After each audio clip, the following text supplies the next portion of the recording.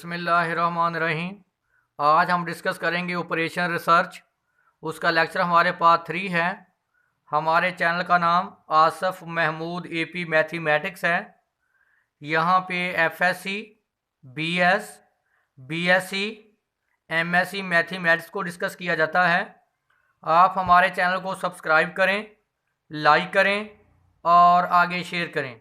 आज हम सबसे इम्पोर्टेंट जो मेथड डिस्कस कर रहे हैं वो है सिंपलेक्स मेथड। तो देखें, सिंपलेक्स मेथड में जो एल्गोरिदम है उसको आपको क्लियर करने के लिए, फॉर एग्जांपल हमारे पास इक्वेशन है linear equality 2x1 plus 5x2 less equal to 10, 2x1 plus 3x2 less equal to 8। तो देखें, ये हमारे पास क्या है, लीनियर कॉन्स्टेंट्स। चलिए मैं इसको लिखता हूँ ग्रेटर देन 0 कर लेते हैं, ग्रेटर देन इक्वल टू 8। तो अब आप देखें, इन इक्वेशन को मैंने, जो हमारे पास फर्स्ट कंसेप्ट है, convert the given problems in standard mathematical form using slack और surplus variable S1, S2, Sn up to सोन। देखें, जो हमारे पास इक्वेशन है 2x1 plus 5x2 less equal to 10, बड़ा जो इक्वेशन लेस देन होगी उसमें हम जो वेरिएबल ऐड करेंगे, जिनको S1 जैसे S2, S3 up to Son Sn लिखा है, जिनको हम नॉन बेसिक वेरिएबल भी बोलते हैं, नॉन बेसिक वेरिएबल्स। अगर आपके पास लेस होगा तो ये वेरिएबल हम क्या करेंगे, add 2x1 plus 5x2 plus x1 is equal to 10। यानी हमारे पास जो इनक्वालिटी है वो चेंज हो जाएगी इक्वालिटी में। अगर लेस होगा 2x1 plus 5x2 less than 10, अगर ये लेस इनक्वालिटी है तो हम S1 को क्या कर देंगे, ऐड, जिसको हम बोलते हैं सरप्लस वेरिएबल। अगर ये ग्रेटर है, जैसे 2x1 plus 3x2 greater than equal to 8, तो 2x1 प्लस 3x2 अगर ग्रेटर इनक्वालिटी है तो बेटा हम इसको क्या कर देंगे, माइनस, तो जिसको हम बोलते हैं, और इनक्वालिटी की जगह पे क्या आ जाएगी, इक्वालिटी, जिनको हम बोलते हैं स्लैक वेरिएबल। तो ये हमारे पास फर्स्ट कंडीशन है, एल्गोरिदम है कि क्या करते हैं। दूसरा हमारे पास है ऑब्जेक्टिव फंक्शन। तो देखिए, मैंने आपको लिखा था कि minimum f of x y x 2x plus 3y या maximum of f of x y x plus 5y, जिनको हम क्या बोलते हैं, ऑब्जेक्टिव फंक्शन, ऑब्जेक्टिव फंक्शन। और मैंने आपको बताया था कि जो ये वेरिएबल x1 x2 हैं, x1 x2 बेसिक वेरिएबल्स कहलाते हैं, और जो आप स्लैक वेरिएबल यूज़ करते हैं S1 S2, आगे में लिखो, ये क्या क्या क्या क्या कहलाते हैं, non basic variables.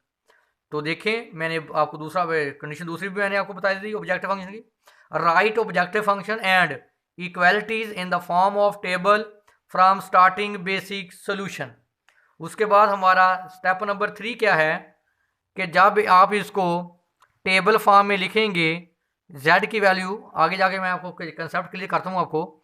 For example -5 -4 0 0, जो भी आपके पास आगे वैल्यू दी होंगी, यहाँ पे हमारे पास नॉन बेसिक वेरिएबल होंगे x1 S1 S2, ये x1 x2 S1 S2।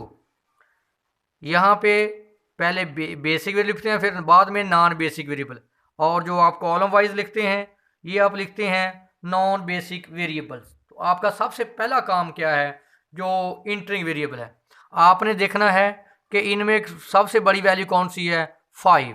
आपने नेगेटिव पॉजिटिव को अपने इग्नोर कर देना है, वैल्यू नेगेटिव हो या पॉजिटिव हो, लेकिन जो डिजिट सबसे बड़ा होगा, डिजिट 5 बड़ा है, माइनस को छोड़ना है, अपने माइनस को आप इग्नोर कर दें, पॉजिटिव हो या नेगेटिव हो, बड़ा डिजिट देखना है अपने। 5 क्या है, बड़ा डिजिट। इसका मतलब जो आपका x1 है ये इंटरिंग वेरिएबल बन जाएगा। क्या बन जाएगा, इंटरिंग वेरिएबल। जो सबसे बड़ी रेशो होगी उसके जो साथ वेरिएबल होगा वो क्या होगा, इंटरिंग वेरिएबल। पढ़ लें आप, select and entering variable using optimal condition, stop if there is no entering variable. मैंने आपको बता दिया कि ऑप्टिमल कंडीशन क्या होती है। ऑप्टिमल कंडीशन ये होती है कि z रो में, z वाले कॉलम में या z वाले रो में जो सबसे ना नेगेटिव हो या नेगेटिव हो, जो सबसे बड़ा कोएफिशिएंट होगा वो वाला वेरिएबल हमारा क्या होगा, इंटरिंग। और अब आप देखें ये इंटरिंग है, इनके सामने हम हमारी क्या है फिजिबल कंडीशन, इनके सामने जो वैल्यू होगी हम इन वैल्यू को, जहाँ जो वैल्यू होगी जो भी लिखी होंगी यहाँ 5 हो 6 हो, इनकी हम रेशो लेंगे। जो रेशो छोटी होगी वो हमारे पास क्या होगा, लिविंग वेरिएबल। क्या कहलाएगा, लिविंग वेरिएबल। मैं आगे एग्जांपल करवाऊंगा तो फिर आपको सारा क्लियर हो जाएगा। Select and leaving variable using feasible condition. Feasible वही कंडीशन होती है कि जो इस कॉलम में सबसे स्मॉल रेशो आएगी वो हमारा लिविंग वेरिएबल होगा। तो उसके बाद हम इस सॉल्यूशन को सॉल्व करने के लिए यूज़ करेंगे गॉस जॉर्डन मेथड। और ये प्रोसेस उस वक्त तक जारी रहेगा जब तक आपके पास जो बेसिक वेरिएबल हैं x1 x2 उनके जो वैल्यूज़ हैं पॉजिटिव नहीं आ जाती। तो देखें, अब आप मुकम्मल अपना फोकस एग्जाम्पल यानी क्वेश्चन की तरफ कर लें ताकि आपको ये सारा कंसेप्ट क्लियर हो जाए स्लैक वेरिएबल और सरप्लस वेरिएबल का। देखें, इसको हम बोलते हैं ऑब्जेक्टिव फंक्शन, ऑब्जेक्टिव फंक्शन। और ये हमारे पास क्या है, कॉन्स्टेंट्स, या जिनको हम बोलते हैं लीनियर इनक्वालिटीज। तो देखें हमारे पास x1 plus 4x2 less equal to 8। देखें x1 x2 हमारे पास क्या है, बेसिक वेरिएबल, और यहाँ लिखा हुआ है x1 x2 ग्रेटर देन 0। इसका मतलब क्या है कि हमारा जो सोल्यूशन होगा वो फिजिबल सोल्यूशन होगा।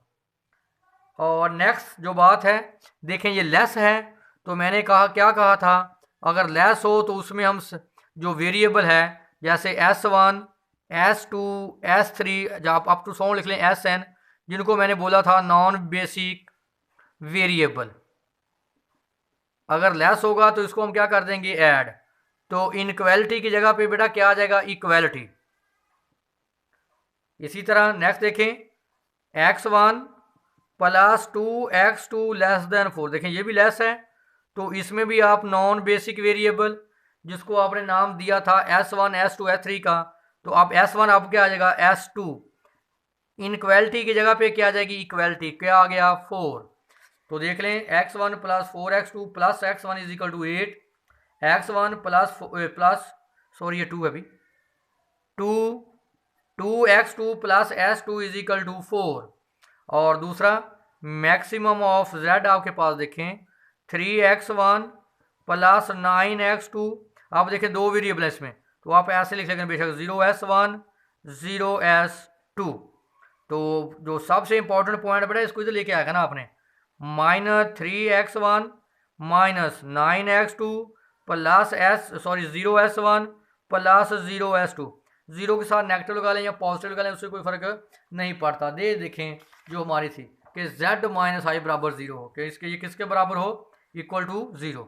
यानी मेरे पास बेटा maximum of z -3x1 minus 9x2 plus 0s1 plus 0s2 is equal to 0।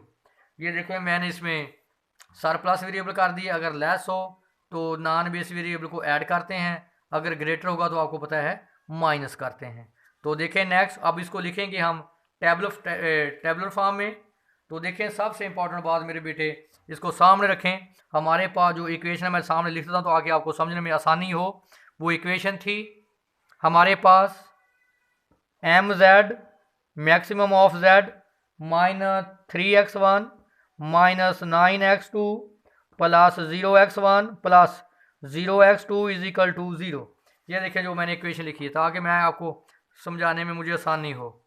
फिर मैं ये दोनों इक्वेशन लिख देता हूँ। ये दो इक्वेशंस क्या है हमारे पास, ये फर्स्ट इक्वेशन है x1 plus 4x2 plus x1 is equal to 8, x1 plus 2x2 plus s2 is equal to 4। तो बेटा देखें क्या लिखना है आपने, मैंने बताया था कि ऊपर आप लिखेंगे पहले बेसिक वेरिएबल। मैंने आपको बोला है कि x1 x2 बेटा बेसिक वेरिएबल्स हैं, S1 S2 बेटा नॉन बेसिक वेरिएबल्स हैं। तो मैंने क्या बोला था कि पहले आप z की वैल्यू क्या देखें, x1 x2 s1 s2, देखिए s1 s2 x1 x2, तरतीब से लिखें। इसका क्वेश्चन क्या है -3, इसका क्वेश्चन क्या है -9, इसका क्वेश्चन 0, इसका क्वेश्चन 0, बराबर क्या है 0। आप बेटा मैंने दूसरी तरफ बताया था आपको, पहले मैंने आपको जब मैंने टेबल बताया था कि यहाँ पे आप पहले आप लिखेंगे बेसिक वेरिएबल x1 x2, फिर वो लिखेंगे आप नॉन बेसिक वेरिएबल, और मैंने आपको क्या बोला था कि आप कॉलम वाइज लिखेंगे नॉन बेसिक वेरिएबल। हमेशा ये ऐसे करना बेटा आपने, पहले बेसिक वेरिएबल फिर non basic variable row wise, और कॉलम वाइज हमेशा जो आएंगे वो आएंगे नॉन बेसिक वेरिएबल, जो आप जिसको आप बोलते हैं स्लैक और सरप्लस वेरिएबल्स। तो देखें मैंने पहला काम क्या बताया था, जिसको बोलते हैं ऑप्टिमल कंडीशन। साथ साथ मेरे बेटे देखते हैं ऑप्टिमल कंडीशन। ऑप्टिमल कंडीशन बेटा क्या है कि z की रो में जो सबसे बड़ी वैल्यू वो क्या है 9 है।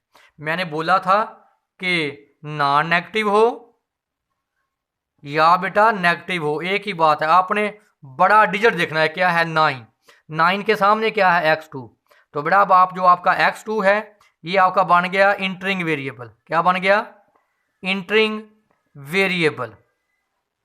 जो सब दोबारा नोट करें मेरे बेटे, इनमें देख के इनमें चेक करें, जो सबसे बड़ी वैल्यू वो क्या है 9, नेगेटिव हो या पॉजिटिव हो, आपने सिर्फ कोफिशिएंट देखना जो सबसे बड़ा है x2 है, इसके सामने ये दो वैल्यू है बेटा, इसके सामने देखें, इसकी रेशो लेंगे इनके साथ। जो बेटा देखें पहले इसको लिखने पहले देखें x1 का कोफिशिएंट क्या है 1, x2 का कोफिशिएंट क्या है 4, सामने लिखेंगे x1 का कोफिशिएंट क्या है बेटा 1, x2 नहीं है तो क्या हो गया 0। फिर बेटा इसको लिखें x1 का कोफिशिएंट 1, फिर x2 का कोफिशिएंट 2, फिर x1 का कोफिशिएंट x1 नहीं है तो 0, फिर x2 का कोफिशिएंट क्या है 1 इजिकल टू 4 इजिकल टू 8। तो बेटा ये लिखने का तरीका समझें। अब आप देखें ये आपका बन गया बेटा इंटरिंग वेरिएबल। अब इसके सामने जो ये वैल्यू आती हैं हमारे पास, इसको बेटा इसके साथ रेशो लेंगे। क्या करेंगे, 8 को डिवाइड करेंगे 4 पे और 4 को डिवाइड करेंगे 2 पे, तो दोनों का आंसर सेम आया। अगर बेटा एक का आंसर बड़ा आता और एक का आंसर छोटा आता, और ये दोनों आंसर जो हैं बेटा पॉजिटिव होंगे, इनमें है चॉइस ऑप्टिमल कंडीशन में।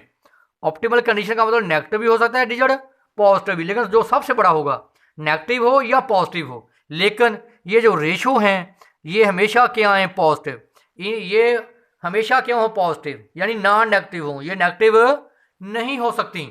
तो अब ये दोनों बराबर आ गई, लेकिन जो छोटी होगी हमारी वो फिजिबल कंडीशन होगी। ये दोनों सेम हैं। अब आपका देखें इसके सामने वेरिएबल s1 आता है, इसके सामने वेरिएबल x2 आता है। अब आपका दिल करे x1 को लिविंग वेरिएबल कर दें या x2 को। जो बेटा फिजिबल कंडीशन होती है ये यूज होती है लिविंग वेरिएबल के लिए। फिजिबल कंडीशन जो है बेटा वो होती है लिविंग वेरिएबल के लिए, लिविंग वेरिएबल। इसका मतलब चले अब हमने क्या किया कि s1 को हमारे पास लिविंग वेरिएबल है और x2 क्या होगा इंटरिंग वेरिएबल। दोबारा देख लें बेटा, जो सबसे बड़ी वैल्यू होगी वो हमारा वेरिएबल होगा इंटरिंग वेरिएबल, ये हमारा क्या है इंटरिंग वेरिएबल। और जो सबसे, ये दोनों रेशो बराबर आ गई बेटा, जो छोटी होगी हमने वो लेनी है। अगर ये फॉर एग्जांपल ये 2 होती और ये 3 होती तो छोटी कौन सी है ये। और इन पे कंडीशन देख लें, ये पॉजिटिव नंबर हो, इनमें नेगेटिव पॉजिटिव हो सकता है, ये सिर्फ पॉजिटिव रेशो हो। तो जो छोटी चले, मैं अब दोनों सेम है तो आपकी मर्जी है जिसको मारी चलें। अब हम इसको ले लेते हैं, ये हमारा लिविंग वेरिएबल और ये हमारा इंटरिंग वेरिएबल। बेटा क्या मतलब है इंटरिंग, ये यहाँ से लीव कर जाएगा और ये यहाँ पे आगे इंटर हो जाएगा। ये देखें ये x2 इसकी जगह पे आ गया और ये यहाँ से क्या कर गया लीव कर गया, तो लिविंग वेरिएबल देखो x2 आ गया और बेटा देखें वो एज इट है। बस ये आपका काम होता है कि आपने लिविंग वेरिएबल को तलाश करना और इंटरिंग वेरिएबल को, क्योंकि बेटा यहाँ पे हमारे पास जहाँ पे आपके पास non basic variable, non basic, वहाँ आपके पास क्या आना चाहिए बेसिक वेरिएबल। मैंने बता दिया कि x1 x2 बेसिक वेरिएबल्स हैं, s1 s2 non basic variables हैं।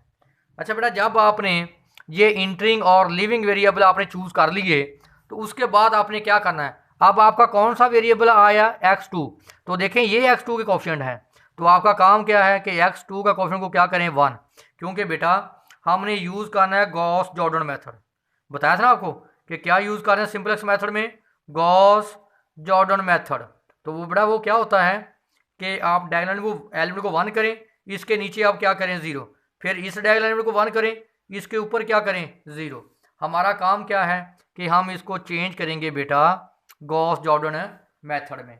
तो देखें हमने कौन सा वेरिएबल बेटा इंटर किया x2, तो x2 का ये बनता है मल्टीपल, इसको हम क्या करेंगे 1। इसको 1 करने के लिए बेटा हम इस पूरी इक्वेशन को डिवाइड करेंगे 4 पे, क्योंकि इसका कोएफिशिएंट क्या हो, इसका 1 हो। करें 4 पे डिवाइड, 1/4, ये हो गया 1, ये आ गया 1/4, 0/4, इसको करें 4 पे डिवाइड तो क्या आ गया 2।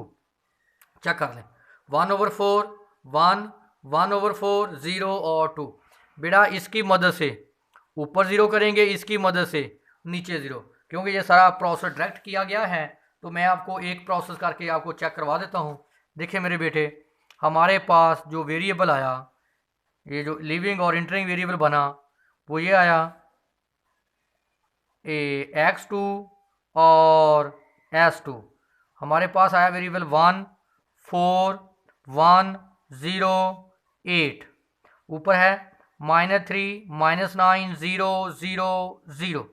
तो देखिए बेटा ये आ गया 1 2 0 1 4। यहाँ थोड़ा सा डायरेक्ट हम करते हैं, आप पूरी तफसील से भी बेटा कर सकते हैं। अब आप देखें ये x1 x2 s1 s2 z, ये हमारे पास सोल्यूशन वाला टेबल है। ये सोल्यूशन, ये जो हमारे पास ये वाला कॉलम है, इसको सोल्यूशन कॉलम बोलते हैं। अब देखें हमने कौन सा वेरिएबल इंट्रोड्यूस है, s2 देखें ये बनता है s2, इसका मतलब इसका कोएफिशिएंट क्या हो 1। इसको 1 करने के लिए बेटा हम 4 से डिवाइड करेंगे, 4 पे डिवाइड करें 1/4, इसको 4 पे डिवाइड करें 1, इसको 4 पे डिवाइड करें 1/4, और इसको डिवाइड करें 0, इसको डिवाइड करेंगे तो क्या आ जाएगा हमारे पास 2। ये और आ गया s2 1 2 0 1 2, सॉरी यहाँ ये भी लिखना z की वैल्यू क्या है -3 -9 0 0 0। आप बेटा क्या करेंगे, इसकी मदद से ऊपर 0, इसी की मदद से नीचे 0 करेंगे। तो देखें ज़रा, ये लिखेंगे हम x2 को 1/4 1 1/4 0 2, सॉरी फिर लिखना भूल गए। अब क्या करें जी, इसको करें जी 9 से मल्टीप्लाई। देखिए इसको +9 से मल्टीप्लाई, इसमें ऐड करें तो क्या हो जाएगा 0। करें जी +9 से मल्टीप्लाई, इसको करें +9, देखिए पूरी रो को बड़ा मल्टीप्लाई करते हैं। इसको करें 9 से मल्टीप्लाई तो क्या आ गया 9/4, इसमें क्या करेंगे ऐड, तो लें एलसीएम 4 9 - 12 तो -3/4, इसको करें +9 से मल्टीप्लाई, +9 - 9 0, इसको करें 9 से मल्टीप्लाई, इसमें ऐड कर दें तो क्या आ गया 9/4, इसको करें 9 से मल्टीप्लाई 0, इसको करें मेरे बेटे, ये सॉरी ऊपर है, और इसको आप करेंगे 9 से मल्टीप्लाई तो क्या आ गया 18। आप नीचे 0 करें, क्या करेंगे -2 से मल्टीप्लाई करें, इसको -2 से मल्टीप्लाई -1/2, इसमें ऐड कर दें, सामने ऐड करना है तो क्या आ जाएगा 1/2, जिसको s2 लिखा हुआ है। इसको करें -2 से 0, इसको करें -2 से मल्टीप्लाई -1/2, इसको करें आप -2 से मल्टीप्लाई 1, इसको करें आप मल्टीप्लाई -2 से, -2 + 4 0। तो आप चेक कर लें, देखें 1/2 1 1/2 0 2, हाँ 1/2 0 -1/2 1 और 0। अब बेटा देखें, अब आप नेक्स्ट देखिए, मैंने आपको बता दिया कि ये सारे आंसर कैसे आया। ये क्या है बेटा, जैसे आप पढ़ते थे गॉस जॉर्डन मेथड, या जैसे आपने पढ़ा था रिड्यूस एचलॉन फॉर्म। तो नेक्स्ट देखिए मेरे बेटे, देखें आगे देखें, अब एक ही वेरिएबल रह गया, इसको आप बेशक ना चेक किया करें। देखें x2 आ गया ना, अब हमारे पास दूसरा बेसिक वेरिएबल क्या है x1, तो दूसरी आपको चेक करने की ज़रूरत ही नहीं है। जब एक वेरिएबल रह जाए तो इसका मतलब है कि अब s1 इंटरिंग हो जाएगा, s2 लीविंग हो जाएगा, फिर आप चेक ही ना किया करें दूसरी दफ़ा। तो अब जब आपने s1, आप देखें s2 लीविंग, s1 क्या हो गया इंटरिंग, s1 का मतलब क्या है ये, इस अब s1 ये बनता है बेटा आपका, ये देखें s1, इसका कोएफिशिएंट क्या हो 1 करेंगे, इसके मल्टीपल को, तो क्या करें इसको 2 से मल्टीप्लाई करें, 2 से मल्टीप्लाई, ये 1 इसको 2 से मल्टीप्लाई, 0 इसको 2 से मल्टीप्लाई, माइनस इसको 2 से मल्टीप्लाई 2, इसको 2 से मल्टीप्लाई 0। तो देख लो, चेक कर लें 1 1 0 -1 2 0। अब इसकी मदद से बेटा, इसकी मदद से ऊपर 0 करेंगे तो ये हमारे पास है, यानी दोबारा हम वही यूज़ करेंगे बेटा क्या कहते हैं, गॉस जॉर्डन मेथड। इसको किससे मल्टीप्लाई करेंगे, 1/4 से, ताकि ये 0 हो। इसको मल्टीप्लाई करेंगे -1/4 से, -1/4 + 1/4 0। इसको करें 1/4 से मल्टीप्लाई 1। इसको मेरे बेटे करें मल्टीप्लाई -1/4 से, तो ये आपके पास ये आंसर आता जाएगा। तो देखें हमारे पास ये क्या बन गया, रिड्यूस एचेलॉन फॉर्म। ये जो बेसिक वेरिएबल है बेटा S1 S2 तक। अब आप देखें सामने x1 की वैल्यू 0, x2 की वैल्यू आपके पास बेटा 2, और बेटा z की वैल्यू आपके पास क्या आ गई 18। इसका मतलब बेटा आपने z को क्या साबित करना था, मैक्सिमम। इसका मतलब बेटा आपके पास मैक्सिमम z की वैल्यू आई 18 बेटा किस पॉइंट पे, 0 और 2 पे, 0 और 2। तो देख लें ये x1 की वैल्यू, ये x2 की वैल्यू, और ये हमारे पास क्या है, आपके पास मैक्सिमम आंसर क्या है 18। तो बेटा आपने क्या यूज़ करना है अपने इसमें, ऑप्टिमल कंडीशन और फिजिबल कंडीशन। उसके बाद जब बेटा आप इसको सॉल्व करेंगे तो वो बेटा आपने एफएससी में पढ़ा है, आपने बीएससी में पढ़ा है, और रिड्यूस एचेलॉन फॉर्म भी कहते हैं इसको गॉस जॉर्डन मेथड भी कहते हैं। अगर बेटा इसमें कोई आपको कन्फ्यूजन ना, कंसेप्ट क्लियर हो, तो इसके आगे 2 और लेक्चर होंगे, आप उनको भी अच्छे तरीके से देखेंगे, जो आपकी कन्फ्यूजन होगी बेटा वो दूर हो जाएगी।